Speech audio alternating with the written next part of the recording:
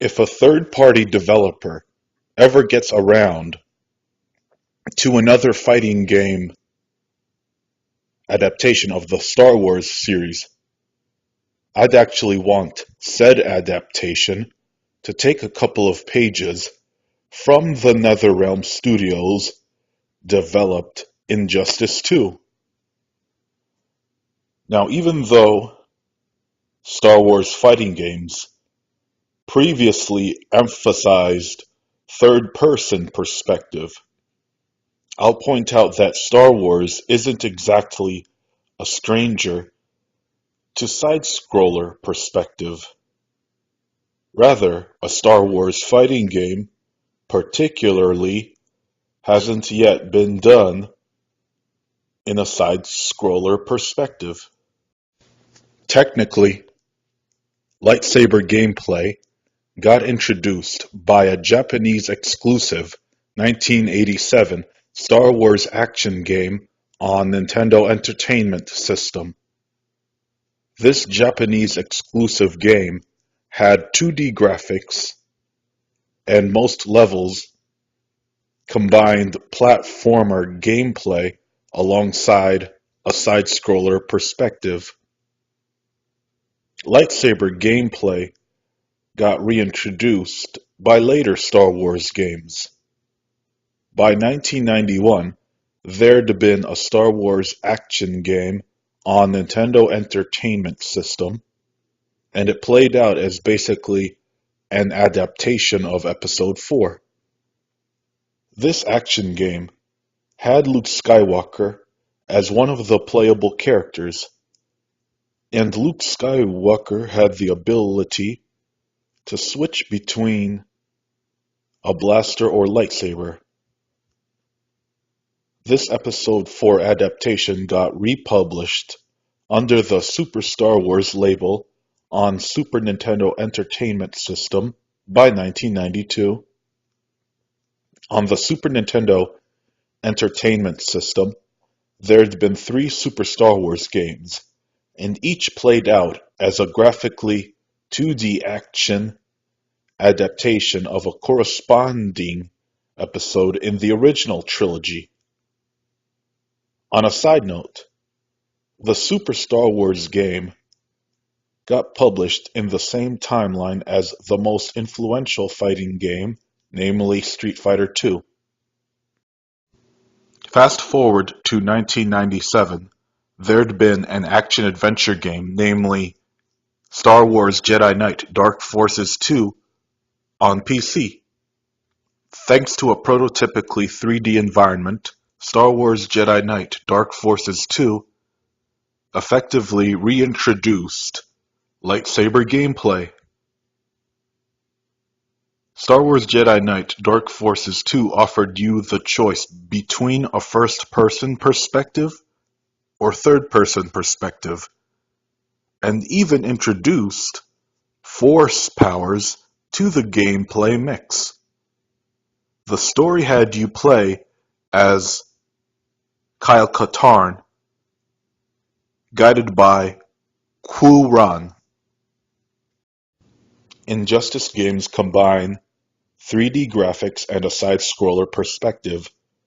They aren't the first fighter games to combine 3D graphics and a side-scroller perspective, but each stage contains objects for environmental interactions to be used at the player's advantage.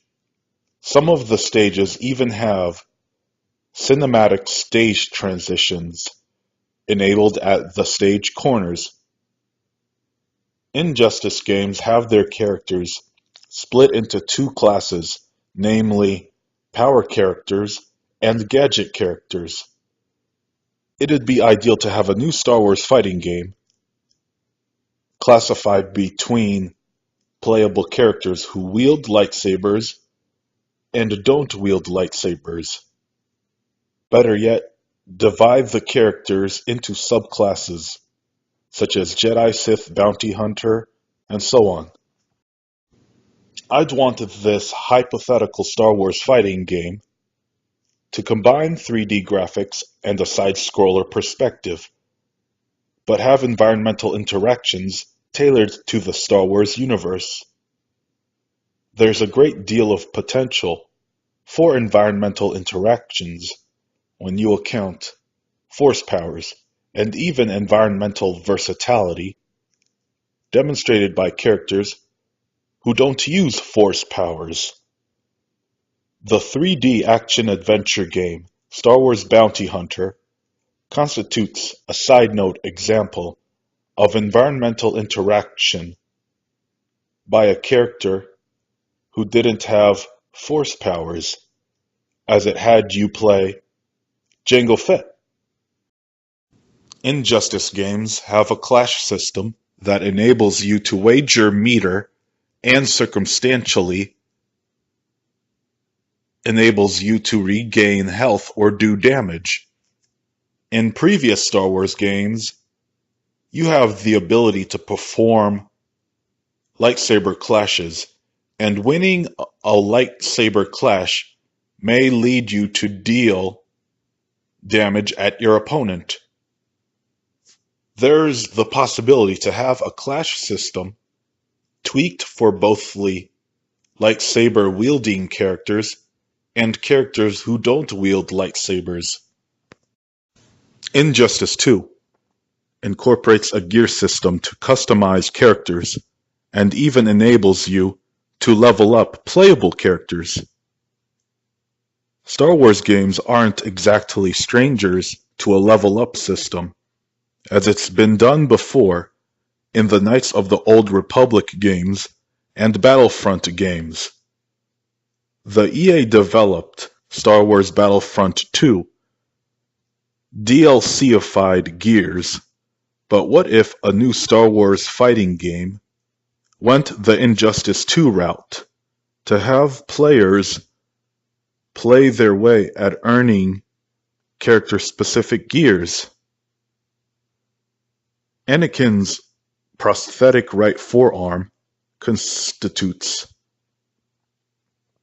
at least one potential example of a character gameplay enhancing gear to be unlocked by players in a new Star Wars fighting game.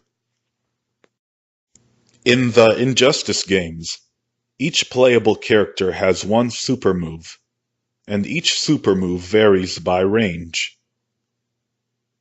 When a super move's successfully performed, there will be a cinematic scene that plays out.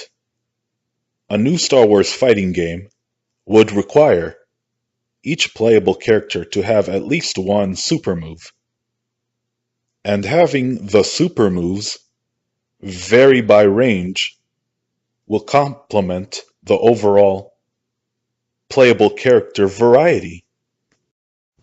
Even though the new trilogy and that anthology film Rogue One swept Kyle Katarn's storyline under the rug, it wouldn't be a stretch to have Kyle Katarn playable in a new Star Wars fighting game that bears no more narrative weight than those Star Wars Battlefront games. That EA-developed Star Wars Battlefront 2 already contains a fruit salad of playable characters from the original trilogy, the prequel trilogy, and even the new trilogy at this point. By the same token, who's to say a new Star Wars fighting game can't or shouldn't have at least one Legends character into the playable mix? It'd actually be very fitting to have Kyle Katarn join the playable character roster of a new Star Wars fighting game accompanied by 3D graphics. There's an old saying where legends never die, and Kyle Katarn's an exemplar of this old saying, because most of the 3D Star Wars video games wouldn't be here if there wasn't the original Dark Forces game that introduced Kyle Katarn as a playable protagonist, and Jedi Knight games that followed it. In other words, most 3D Star Wars games carry the very legacy of Kyle Katarn himself.